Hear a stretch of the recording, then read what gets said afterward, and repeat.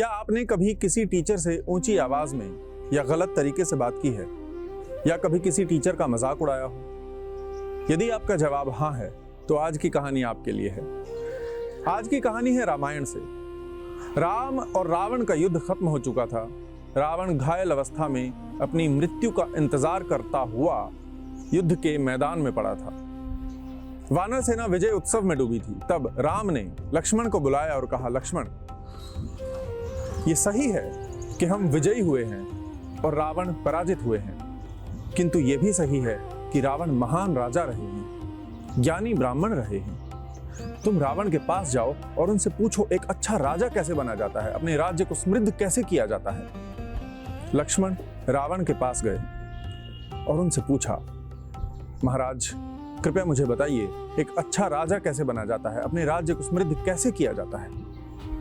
रावण ने कोई उत्तर नहीं दिया।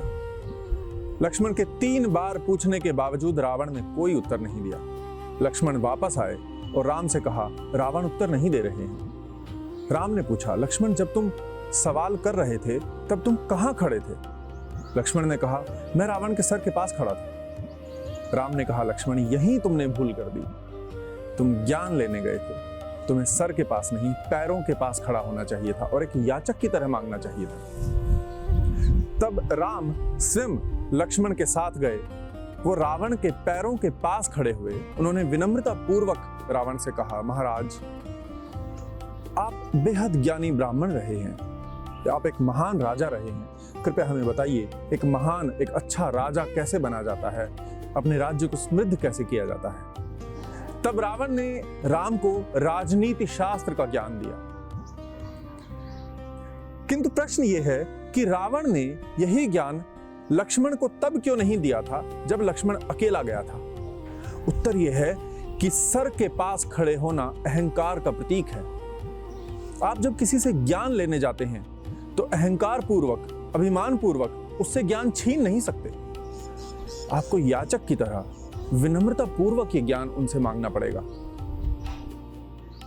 ज्ञान या तो अर्जित किया जा सकता है या फिर मांगा जा सकता है। और जब आप विनम्रता पूर्वक अपने गुरु से ज्ञान मांगते हैं तभी गुरु आपको पूर्ण ज्ञान देता है।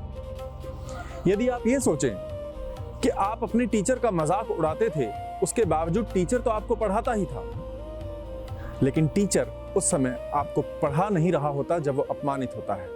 यदि पढ़ाना उसकी मजबूरी है तो वो आपको केवल जानकारी दे रहा है। जानकारी और ज्ञान में बहुत अंतर है। यदि आपको ज्ञान चाहिए तो आपको विनम्रता पूर्वक, अहंकार छोड़कर, याचना पूर्वक अपने गुरु से ज्ञान मांगना पड़ेगा। और ज्ञान अस्तित्व है, ज्ञान शक्ति है, ज्ञान सामर्थ्य है।